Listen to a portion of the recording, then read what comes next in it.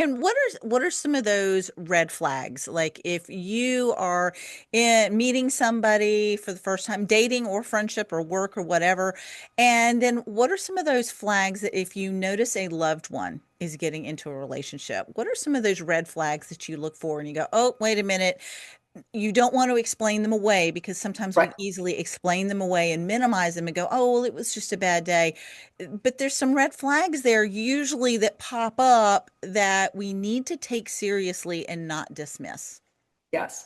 And, one phrase that I tell people. Hello and welcome to A Woman's Heart. Today we are privileged. We have Melissa Rymer with us today. And thanks so much for joining us today, Melissa. Lisa, thank you. I'm thrilled to be here. You are very welcome. I am looking forward to this conversation because I really think it is going to help some people learn and grow and just break free. And there's just going to be so much good stuff. As I mentioned, we could probably talk for hours on all the information that we could go over, but we'll try to keep it close. But real quick, before we dive into all of that, I would love to get to know you a little bit better, let my audience get to know you. So tell us a little bit about yourself and something fun that isn't normally in your bio. Okay. All right. Well, I am married to my fellow co-founder of Victim to Warrior Method, Mhm. which is a mission-driven business that we started a couple years ago after retiring from the financial industry. But before we even met, we were both in very abusive marriages, and mine was so horrific that it nearly destroyed me. I mean, mentally, physically, financially. And honestly, my faith is the only thing that got me through it. God is the only thing that got me through those dark days. And I remember praying, just, why are you letting this happen? Why is this happening to me? Mhm. And I think people that go through these dark seasons in their life, no matter what it is, and they have faith, they wonder if God's listening or has he just, turned his back on them, which is absolutely not. But you can become very desperate and you can become very like, where are you? And you may not know then why you go through something. Like I did not know why I was going through what I had to go through. Mhm. I do now. I do Yeah. now. Years later, I do Yes. now. But I remember right before we launched our company, my husband and I took a trip to Mexico. We were there for a couple of months. We took our dogs. We were like nomads on the beach. Oh, And we wow. did a lot of soul searching, a lot of praying, a lot of beach walks, a lot of meditating. And I remember almost on the last day of our trip, I was praying on the beach, and this powerful emotion came over me. Hmm. And I believe that I literally felt God calling me to help women that are in these types of situations where they think there is no help, there's no hope, the darkness is overtaking them, um, as a way to not just survive it, but to thrive on the other end, to actually get through the darkness. To the light where he is, where he hasn't abandoned them. So asked John, I said, John, you think we can turn our life experiences into something that can help others? And he was all in. So we came back, we launched the business, but one of the biggest impacts our business had, because abuse takes many forms. It's not Yeah. always physical, it's Hmm. psychological, emotional, Yeah. financial. And we started reenacting what it looked like on our social media channels, where people could actually see. And that is where that breakthrough happened because I've had so many, we also have a coaching business. I've had so many clients tell me, Jesus put you in my life. I didn't know who you were. I Mm. was crying. I was desperate. I needed something, some hope. And you just popped up on my feed. And so we've shared a lot of stories about how Jesus is working with our business and leading us to people that have faith and they are reaching out for help. And so that was one of the aha moments that we had, was letting people see what it looks like. They're not crazy. They're not imagining it, because when it's Yeah. not physical, it's very hard to detect that this perfect looking family is Mm-hmm. not really Yeah. perfect on the inside. It's actually Yeah. a nightmare going on in the inside. And many times they don't, people don't believe the victims because it looks so normal. Yeah. So that is where that's where the concept came from. That's how we launched it. And we, as you know, we have a podcast where we actually kind of dig deep into certain topics where people can understand what it looks like and ways to combat it. Yeah, you And do a then nice our job of defining different aspects of it and then giving keys or tips on how to combat it, how to work through it, how to heal from it. You do a nice job with that.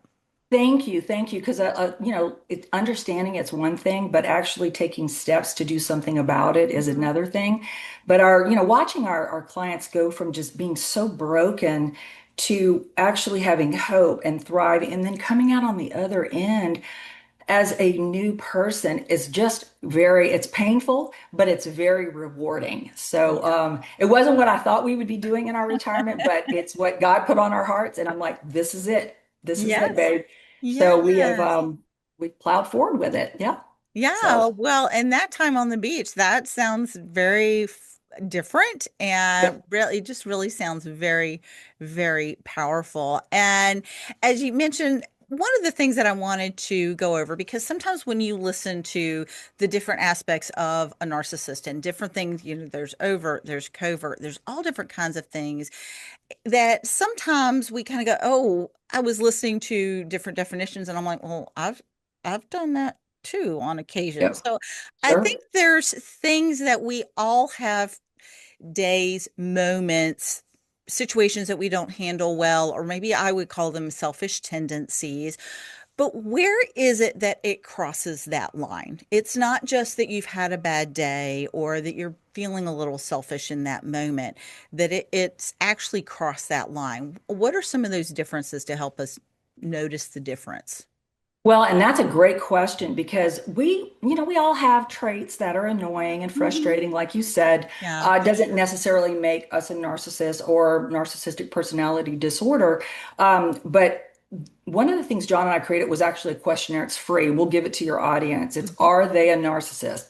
And it's a questionnaire that helps someone identify specific questions. If you're concerned about someone in your life, or maybe even your own behavior, you can actually take this quiz and it will rate you and it will tell you whether you have just annoying tendencies or maybe you've got some really serious issues, or do you really just have no conscience? Because there's no cure for it. But what I have found that is very, very common among people with narcissistic personality disorder is they actually don't care. They really don't. They Wow. don't care about hurting another individual. They don't care about your feelings. They don't care if they physically hurt you, if they mentally hurt you. They only want what you can give them. And I call them life vampires. I mean, and I Yeah. know that's a harsh term, but Hmm. they will drain the life out of you Yeah. because they only want what you can bring into their life. And I don't care who I talk to that has been in one of these relationships. When I ask them, what have you gotten back? They love children.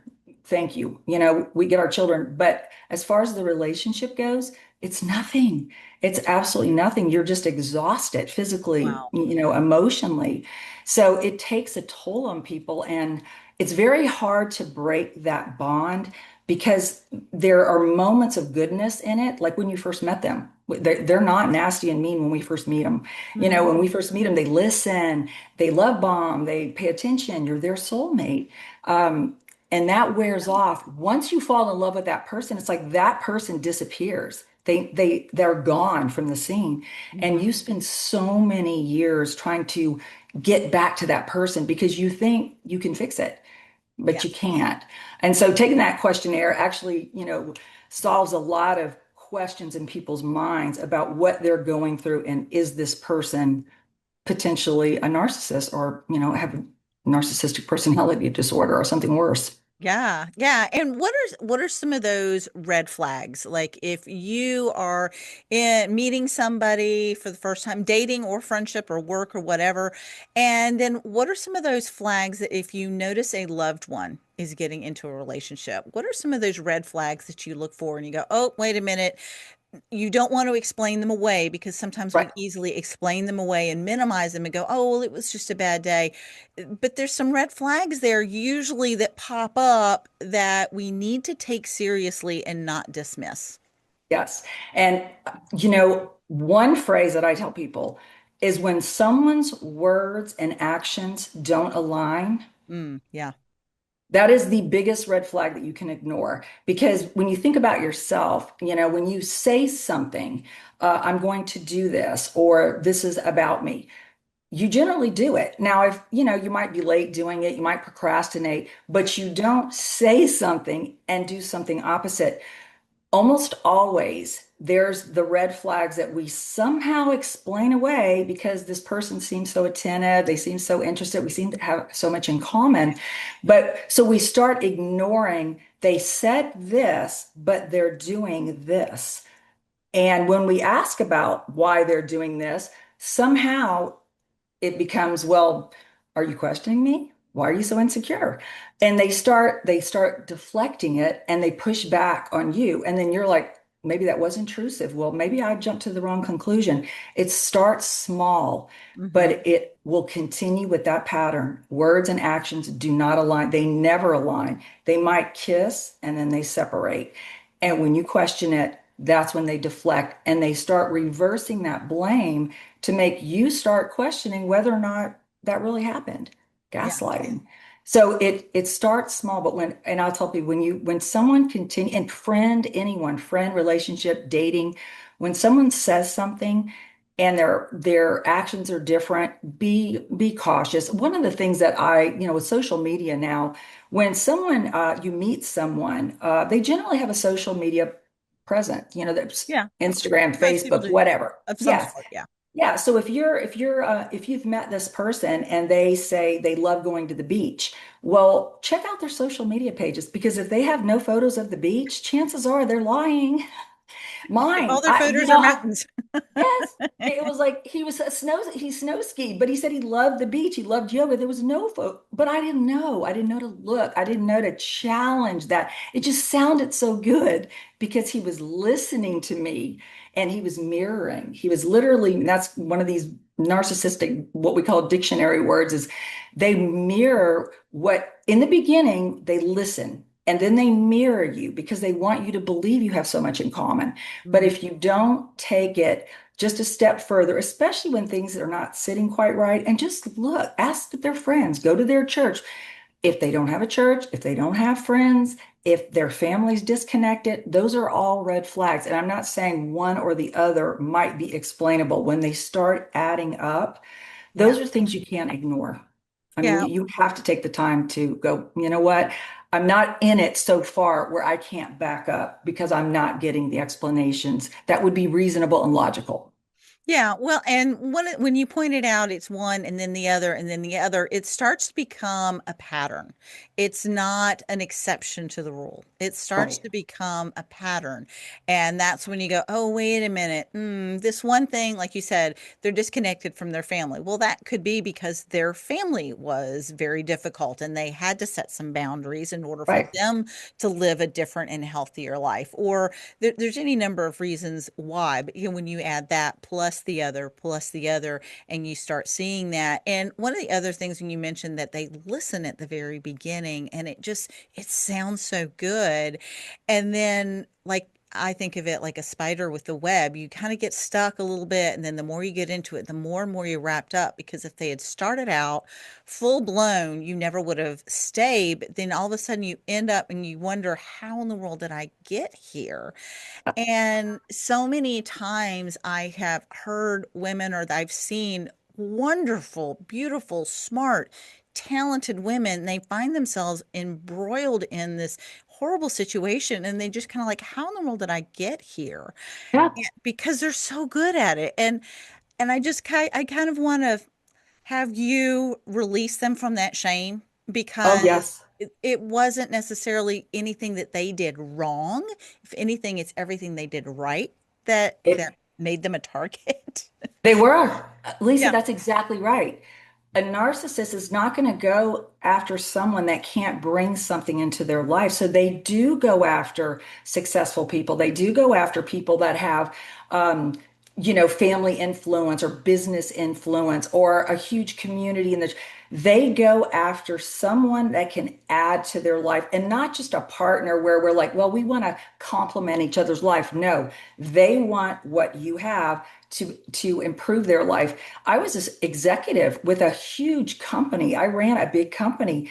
And I remember people would say, how in the world did you fall for that? I'm like, well, I didn't wake up and go, oh my gosh, you are the devil. Let me marry you still. It's like one of those things where it's the Hmm. gradual thing, but Yeah. it's when you're too busy or it sounds really good and lonely and you meet this person who starts talking your language. They're talking your love language in the beginning, and Yeah. it seems like, wow, you get me. We could do this together. This that you start envisioning something because that's what they're putting in your head. They're putting this future projection in your head. This is what it could look like when we're together, and they're talking about things that you've said that are important to you. Yeah. Those are also the things that they weaponize against you after you get into the relationship. So it's such a twisted blade because what you fell so hard for them for, they will absolutely use that against you Mm. as a way to, manipulate you, make you insecure, make you lose your confidence, make you doubt who you are as a person. And after a long period of time of going through that, it does chip away your self-esteem. You Yeah. do self-isolate. You might stop going to church. You might stop praying. You might just say, you know what, I'm just going to be as small as possible to keep the peace. And it's sad because it strips you of everything you were as a person when you met them. I Yeah. didn't even recognize myself when I finally got out of it, you Wow. know? Yeah, as you mentioned, they come in and they want something and they will suck everything out of you. I mean, they will just suck Yes. all of that. And then how do you, one of the episodes that I mentioned that I liked was how to reconnect with yourself. How do you, when you realize, wait a minute, this isn't right?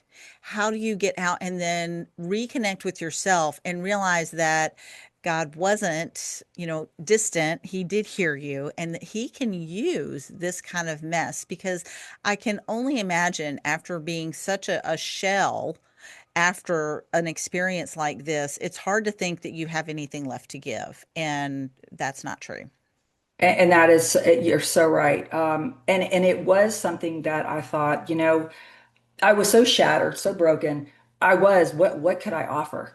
But I was able to get through it. And what I did, one of the things that people, it's the hardest part. You have to break that bond. And because sometimes you can't fully break it because you have children with them, but the setting the boundaries and actually um, deciding this is recognizing these patterns because at first they seem random. They don't seem like they're predictable, but they start becoming predictable. You start walking on eggshells about this or that. Mhm. And one of the biggest things is journaling. And, people hear me talk about it all the time. You don't have to be a good writer to journal. Journaling gets things out of here onto paper because you bottle things up. You're not allowed to talk about it. You're not allowed to share your feelings. And so if I didn't journal, I think I would have lost my mind because Mhm. I journaled for years and years because I needed to know the truth. And I would write out my prayers in my journal. I always tell people guard it with your life. But writing things down becomes your truth, your reality. This is your words. And so when you hear something over here and you've written something down, it's totally different. This is when you start believing your words, not their words. And breaking that bond is difficult because you have to recognize this is abusive. This is destroying my life. This is ruining our family and making that first step forward. But journaling helps people realize it helps people realize where they are and what they are experiencing. And this is not a random pattern because they're in survival mode, fight or flight, and they're not thinking with clarity. So journaling is a huge help to people and actually recognizing what they're going through and then just taking these small steps to move from there forward. And then getting to the other side, I have people, I have one woman, she's 75 years old. She got a divorce after 50 years. Oh my And word. Oh 50 wow. years. And she's been with me 2 years, and she is now helping other women, older women that are in this situation to Oh actually my see goodness. there is hope on the other. You don't, this isn't your life. This is not something that you're just, Mm. going to have to put up with the abuse for the rest of your life. And so, seeing her actually, she's writing her own book, and it's amazing to see somebody go from that broken to, like I said, over here. But Yeah. one step is recognizing what you are going through is not normal, and also not blaming yourself, because Yeah. if anything, it was the goodness inside of you. It was the spark. It was your spirit, and all of that is still there. It's just buried. So being able to look at yourself, and what I tell people is write the things that you loved about yourself the most when you met this person, whatever that was. I mean, I love to paint, I love to work out, I love nature, I love going, that's, oh, my fun fact, I'll tell you that when I brought nature up. But I started writing things down about things that I loved, it because there were so many things I hated about myself. At the end of it, I'm like, how did I get here?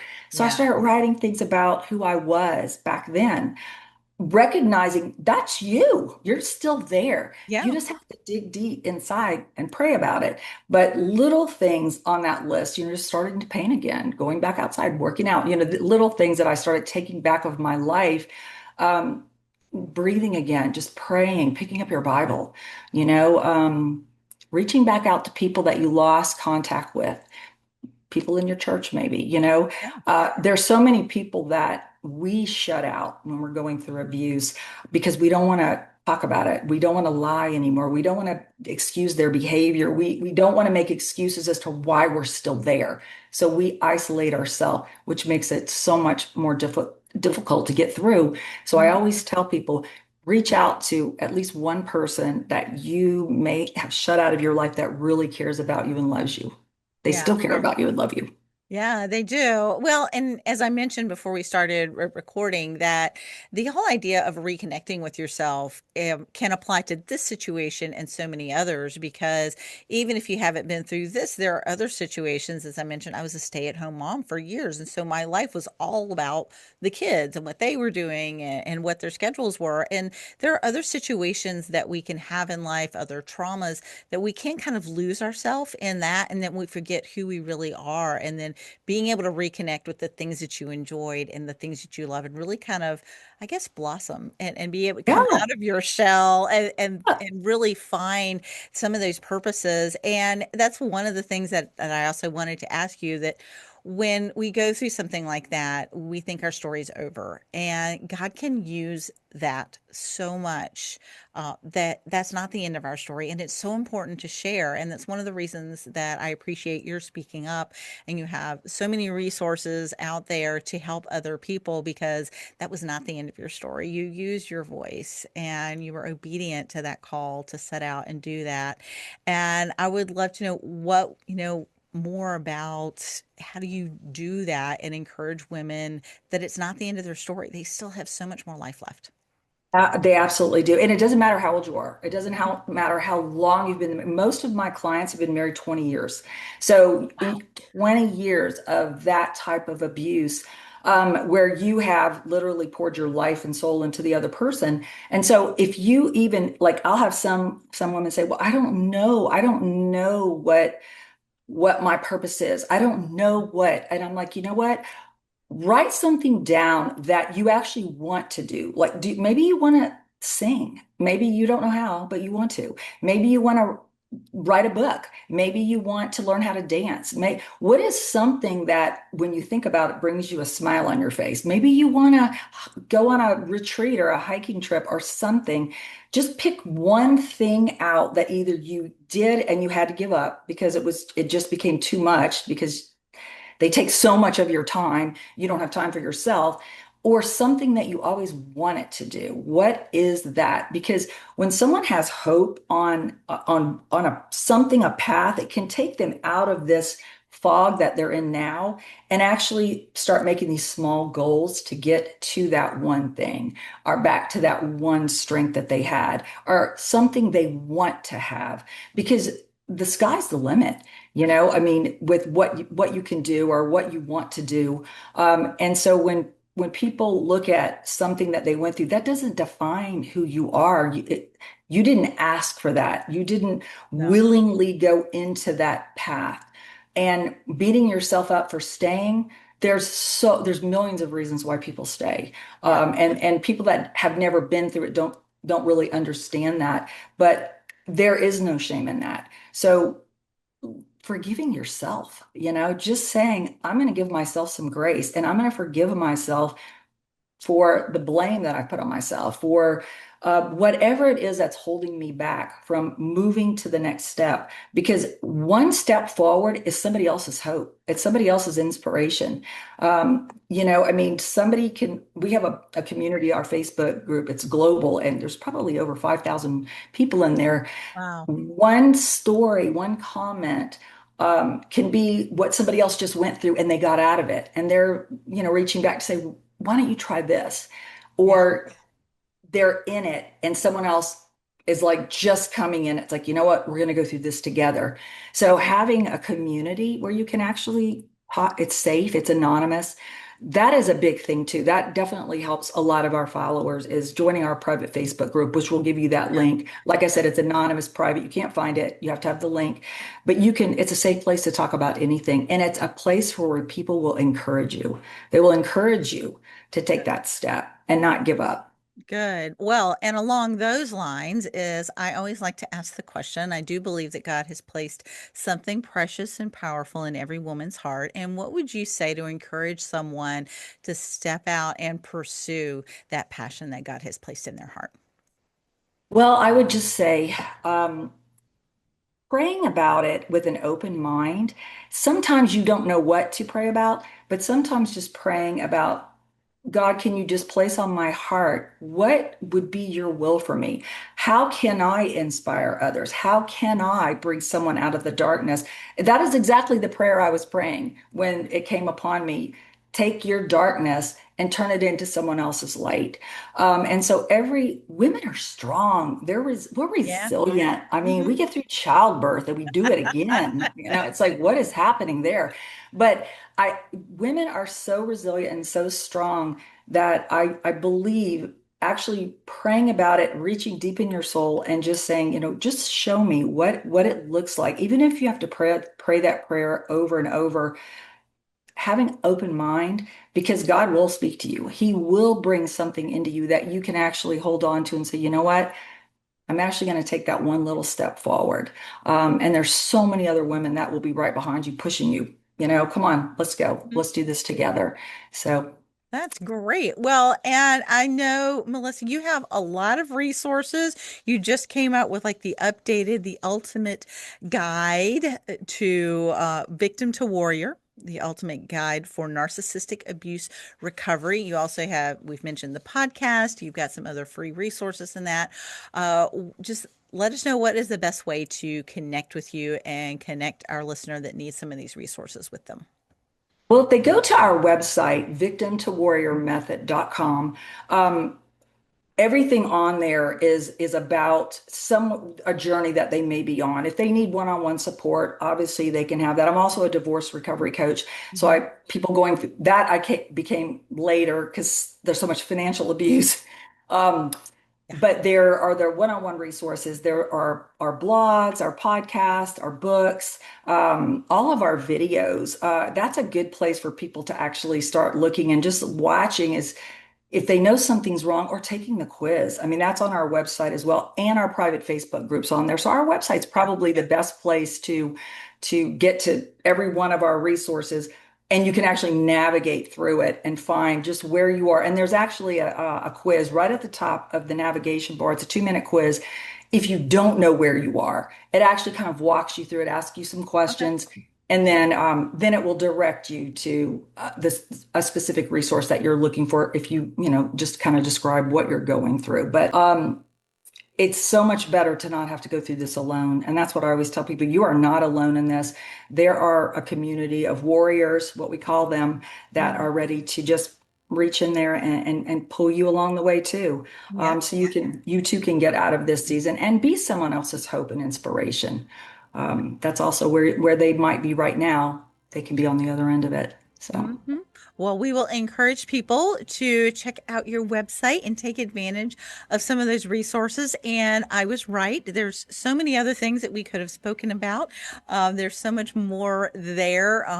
But I really think that this conversation is going to help somebody and give them what they need to either seek out the community they need or take one of those steps and to start to healing. And so I appreciate your willingness to listen to God and be obedient and reach out and then reach back to help other women. And I appreciate your taking the time to speak with us today. Oh, I appreciate it. Thank you so much. I hope I was able to bring some inspiration to your listeners as well.